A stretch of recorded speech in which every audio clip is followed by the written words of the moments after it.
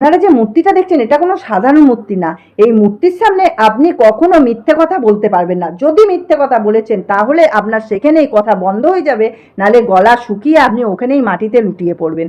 এই মূর্তিটা হচ্ছে নেপালের কাঠমান্ডু শহরে স্কোয়ারের দরবারে অবস্থিত। মান্যতা আছে ব্রিটিশ আমলে কোনো আসামিকে এই সামনে সত্য কথা বলানো হতো। আগে আর কেউ যদি ভুলেও মিথ্যে কথা বলে দিত সেখানেই তার কথা বন্ধ হয়ে গলা শুকিয়ে সে মাটিতে লুটিয়ে পড়তো। তার জন্য এইখানে কেউ মিথ্যে কথা বলে না। আর এখনো যদি মনে হয় যে কেউ মিথ্যে কথা বলছে তখন তাকে এই মূর্তির সামনে দাঁড় করানো হয়, তখন সে সমস্ত সত্যি কথা বলে ফেলে। আর এই মূর্তিটা সবসময় লাল রঙের দেখতে, চোখগুলো ভয়ানক। এটা শিবের রুদ্ররূপ, কালভৈরব রূপে অবস্থিত। তো আপনারা কে কে জানতেন এই মূর্তিটা সম্বন্ধে অতি অবশ্যই কমেন্ট করবে এবং সবাই বলে একসাথে হর হর মহাদেব মহাদেব।